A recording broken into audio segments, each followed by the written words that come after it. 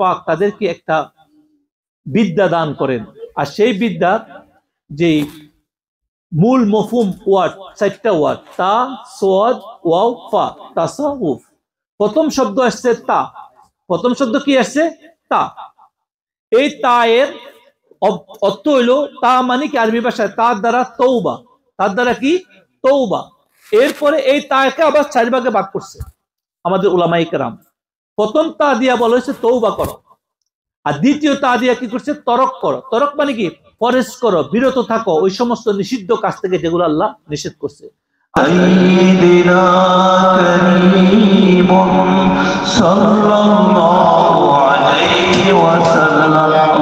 আউযু বিল্লাহি মিনাশ শাইতানির রাজীম। ওয়াকুনু মা'আস সাদিকিন। সাদাকাল্লাহুল আযীম।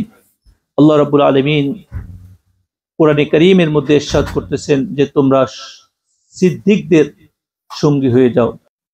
আল্লাহ পাক কোরআনে কারীমের মধ্যে ইরশাদ করতেছেন বিভিন্ন আয়াতের মধ্যে যে তোমরা সত্যবাদী, সিদ্ক, সালেহীন বান্দাদেরকে অনুসরণ করো, তাদের সাথে তাদের সঙ্গী হয়ে যাও। আমি একটু আগে যে আয়াত পড়ছি, ওয়াকুনু মা'আস সাদিকিন, মানে সিদ্দিক যারা, সত্যবাদী মানুষ যারা, তাদের সঙ্গী হওয়ার জন্য আল্লাহ পাক বলতেছে। আর তাসাউফ, আমরা যেই আউলিয়া ইকরামদেরকে ফলো করি, তাসাউফের মূল ভিত্তি হলো যে কয়েকটা জিনিস। এর মধ্যে যে যারা সিদ্দিকদের সঙ্গী হইতে পারবে না, সালেহীনদের সঙ্গী হইতে পারবে না, তারা কখনো তাসাউফের জগতে তারা কামিয়াব হইতে পারবে না। সে যতই কিছু দেখুক না কেন, সে কখনো রাহবার, হাদির কাজ করার যোগ্যতা তার মধ্যে আসবে না। এই জন্য আল্লাহ পাক বলছে যে তোমরা যদি সত্যবাদী পরিপূর্ণ হইতে নাও পারো, কিন্তু চেষ্টা করো সত্যবাদীদের সঙ্গী হয়ে যাও। আমাদের বাংলা ভাষায় একটা কথা, সৎসঙ্গে স্বর্গবাস আর অসৎসঙ্গে সর্বনাশ, কথা আছে না? আমরা, আল্লাহ পাক কোরআনে কারীমের মধ্যে এই কথা বলতেছেন যে তোমরা সত্য এবং ভালো মানুষ যারা সালেহীন বান্দা, যারা সিদ্ক, তাদের সঙ্গী হয়ে যাও। তাসাউফ মানে কি? তাসাউফ আমরা যেরকম যে আউলিয়া আল্লাহদেরকে ভালোবাসি, আল্লাহ পাক তাদেরকে একটা বিদ্যা দান করেন, আর সেই বিদ্যা যে মূল মফহুম ওয়ার্ড, 4টা ওয়ার্ড, তা সোয়াদ ওয়াও ফা, তাসাউফ। প্রথম শব্দ আসছে তা। প্রথম শব্দ কি আসছে? তা। এই তা এর অর্থ হইলো, তা মানে কি আরবি ভাষায় তার দ্বারা তৌবা। তার দ্বারা কি? তৌবা। এরপরে এই তাকে আবার 4 ভাগে ভাগ করছে আমাদের উলামায়ে কেরাম। প্রথম তা দিয়া বলা হয়েছে তৌবা করো, আর দ্বিতীয় তা দিয়া কি করছে? তরক করো। তরক মানে কি? পরেশ করো, বিরত থাকো ওই সমস্ত নিষিদ্ধ কাজ থেকে যেগুলো আল্লাহ নিষেধ করছে। আর তৃতীয় তা দিয়া বলছে যে তাওয়াক্কুল করো। কি করো? আল্লাহর উপর তাওয়াক্কুল, ভরসা করো। তা মানে কি? তাওয়াক্কুল করা, আল্লাহর উপর ভরসা করা। আর চতুর্থ যেটা, সেটা দ্বারা বলছে তালুক তৈরি করো। তালুক মানে আল্লাহর সাথে সম্পর্ক তৈরি করো। আর যতক্ষণ এই তাকে পরিপূর্ণ করতে পারবে না, সে নেক্সট যেটা স্টেপ, লেভেল, সেটা সদ। সদের প্রথম মানে সাফা, মানে পবিত্র হয়ে যাওয়া, আর দ্বিতীয় মানে হলো সিদ্ধ, সত্যবাদিতা। যারা এই প্রথম মারহালা, প্রথম যে অবস্থান, প্রথম যে সাইডটা আমরা বলছি তওবা, তারপরে তরক মানে বিরত থাকা, তারপরে হলো তাওয়াক্কুল, পরিপূর্ণ আল্লাহর উপর ভরসা করা, তারপরে বলছি কি? তাআলুক তৈরি করা, আল্লাহর সাথে কি করা? সম্পর্ক তৈরি করা। যে ব্যক্তি এই 4টা জিনিস তৈরি করতে পারছে, তার পক্ষে সম্ভব পরিষ্কার হওয়া। সাফা মানে কি? পরিচ্ছন্ন হওয়া। ওয়া আফলাহা মান তাযাক্কা। আল্লাহ পাক কোরআনে কারীমের মধ্যে বলতেছে ওরাই কামিয়াব যে যারা নিজেকে তাজকিয়া করলো, পবিত্র করলো, ক্লিন করলো ভিতর সাইডে। আর এই 4টা মারহালা পরিপূর্ণ হওয়ার পরে, মারহালা মানে কি? অবস্থান, সিচুয়েশন, লেভেল, এই যদি কমপ্লিট করতে পারে, তাহলে যে এই লোকের পক্ষে সম্ভব সিদ্দিকদের সাথে সিদ্দিক হওয়া। এত সহজ কথা নয়। এখন আসেন, প্রথম কথা আসেন যে আমরা যারা আউলিয়া আল্লাহদেরকে ভালোবাসি, এখানে বা রাসূলুল্লাহ সাল্লাল্লাহু আলাইহি ওয়াসাল্লামের পরিপূর্ণ উম্মত হওয়ার চেষ্টা করতেছি, মুনাফিক নয়, প্রকৃত উম্মত, মুসলমান হওয়ার চেষ্টা করতেছি, তাদের জন্য তওবা পরিপূর্ণ জরুরি। তওবা কি? একদম প্রথম কথা কি? তওবা করো। তুবু ইলাল্লাহ, আল্লাহ বাকশাল, আল্লাহর দিকে তওবা করে আল্লাহর দিকে ফিরে আসো। এখন তওবার অনেকগুলা ক্লাস আছে। তওবার কি? এক এক বান্দার জন্য এক এক রকমের ক্লাস। আমাদের সুফিয়ে কেরাম, আউলিয়া কেরাম বলতেছে আম মানুষের তওবা কি? সাধারণ মানুষ, মানুষ কি সাধারণ মানুষ, আমরা যারা সাধারণ, তাদের তওবা কি? তাদের তওবা হলো কি? গুনাহ থেকে তওবা করা। আর যারা খাস বান্দা যারা, তাদের তওবা হলো কি? গায়রুল্লাহ, মানে আল্লাহর পথে যত কিছু বাধা হয়, ইভেন তার দুনিয়া, সম্পদ, বিবি, বাচ্চা, আওলাদ, দুনিয়া যে কোনো চার বাধা হয়, সেগুলা থেকে তওবা করা।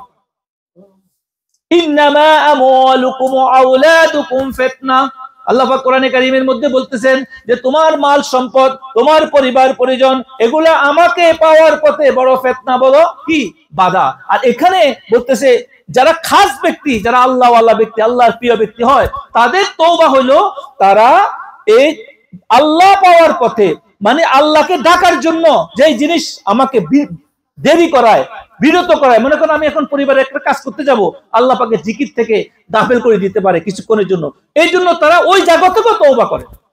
এদেরকে বলা হয় কি? সিদ, এদেরকে বলা হয় সুফি। কারণ এরা এমন কিছু কাজ করে যে তওবা মানে এদের জীবনে এমন কোন গুরুত্বপূর্ণ জিনিস, সেটা হলো কি আল্লাহর জিকির, আল্লাহর ইয়াদ, আল্লাহর স্মরণ হলো সর্বোচ্চ প্রায়োরিটি। আল্লাহর কি সর্বোচ্চ কি প্রায়োরিটি? কি আল্লাহর কাজ করা, আল্লাহর হুকুম মানা, আর কোনো কিছু তাদের জন্য। এদেরকে বলা হয় খাস লোক, যারা আউলিয়া আল্লাহ। এখন আসেন তওবার আরো অনেকগুলো মাকাম আছে। যেমন আমরা আম মানুষ মনে করি কি, আমাদের বিভিন্ন ক্লাসের মানুষ আছে না, তাদেরকে আমরা এক কাতারে নিয়ে আসি, এক জায়গায় নিয়ে আসি। সাধারণ মানুষ যারা তাদের তওবা, আর যারা খাস মানুষ তাদের তওবার মধ্যে বেশ কম, আমি একটু বলে দিলাম। এখন নবীদের তওবা কি, আম্বিয়াদের তওবা কি, যারা মাসুম, যারা জন্মগতভাবে তারা কি ছিল? নিষ্পাপ, মাসুম শব্দ তারা কি? নিষ্পাপ। আর আল্লাহ নবী সাল্লাল্লাহু আলাইহি ওয়াসাল্লামকে আল্লাহ পাক বলতেছেন, হে আমার হাবিব, সূরা নসর পড়েন, ইযা জাআ নাসরুল্লাহি ওয়াল ফাত ওয়া রাআইতান নাসা ইয়াদখুলুনা ফি দীনিল্লাহি আফওয়াজা ফাসাব্বিহ বিহামদি রাব্বিকা ওয়াস্তাগফির ইন্নাহু কানা তাওয়াবা। আর আয়াতের মধ্যে আছে আল্লাহর নবীকে আল্লাহ বলতেছে এখন আপনি তওবা করেন। তাহলে উনি কি গুনাহ করছেন? আস্তাগফিরুল্লাহ, উনি কোনো গুনাহ করছেন? তাহলে ওনার লেভেল কোথায়, ওনার মর্যাদা কোথায়? তাহলে উনি কি ধরনের তওবা করছেন আমাদেরকে বুঝতে হবে। আমরা সব মানুষকে এক কাতারে নিয়ে আসি, আউলিয়াদেরকে, সাধারণ মানুষদেরকে, আর নবীদেরকে, সিদ্দিকদেরকে, সাহাবীদেরকে, ইমামদেরকে, আহলে বায়াতদেরকে। আমরা আজকে সমাজে এক শ্রেণীর আলেম ওলামা আমরা কি করতেছি? আজকে সবাইকে এক কাতারে নিয়ে আসছি। আজকে নিয়ে আসার কারণে, এই ইউটিউবের জরিয়ার কারণে, বিভিন্ন কারণে আজকে আমাদের ইয়াং জেনারেশন থেকে সাধারণ মানুষ যারা এলেম কম রাখে, তারা এদের কথা শুনি আজকে এদের কথা শুনে কি আমাদের নবীদেরকেও মনে করতেছে কি আস্তাগফিরুল্লাহ, নবী তো এই কাজ করে নাই, নবী এটা করে নাই, এভাবে বলি মানুষদেরকে বিভ্রান্ত করতেছে। কেন? এই লেভেলগুলো তারা বুঝতে পারতেছে না। এই লেভেলগুলো কি তারা বোঝার ক্ষমতা নাই। আপনি দেখেন যে যখন আপনি তওবা করবেন, খাস তওবা, এটা হলো খাসদের জন্য। আর আমাদের জন্য কি, আমরা যে গুনাহ করি সেখান থেকে কি বাঁচি থাকা। এরপরে যেটা আসতেছে মেইন কাজ, সেটা হলো কি আল্লাহ পাক বলতেছেন তোমরা সত্য কথা বলো, মিথ্যা থেকে নিজেকে বিরত রাখো। এটা তো সহজ কথা, তাই না? এটা কি হুকুম, এটা কি আল্লাহ পাক, এটাকে বলা হয় আহকাম, আল্লাহর হুকুম। আল্লাহ হুকুম দিচ্ছে যে তোমরা মিথ্যা কথা বলিও না, তোমরা কাউকে সিটারি করিও না, কাউকে ঠকাইও না, আর সত্য কথা বলো। কিন্তু এখানে বুঝতে হবে, এটা কিন্তু একটু কষ্টকর কথা। আমাদের সুবাই কেরাম বলে সত্য বলতে বলছে, কিন্তু বলছে যে সত্য বললে তোমার গায়ে লাগে, তুমি সহ্য করতে পারো না, এরকম সত্য তুমি অন্যকে বলিও না। দেখেন আমি এমন কাজ করি, এমন ভুল কাজ করি যে আমাকে কেউ বললে যে তুমি তো চোর, তুমি তো সুদখোর, তুমি তো বদমাইশ, আপনার গায়ে যদি বলে না, তখন আপনার গায়ে লাগে ওঠে। আমি আরেকজনকে বলতে গেলে খুব সহজ। আজকে সমাজে অন্যের বেলায় সত্য বলতে কি, অন্যের বেলায় সত্য কথা বলতে খুব সহজ, কিন্তু আমাকে যদি কেউ সত্য কথা বলে, এটা আমি সহ্য করতে পারি না। এই জন্য সুফিয়ে কেরাম বলে যখন তুমি আল্লাহ বলছে সত্য তো বলতেই হবে, কিন্তু আগে সত্য তোমার বেলায় বললে এটা মানাস, সহ্য করার, গ্রহণ করার আগে নিজের ভিতরে যোগ্যতা অর্জন করো, তারপরে যে অন্যকে সত্য কথা বলো।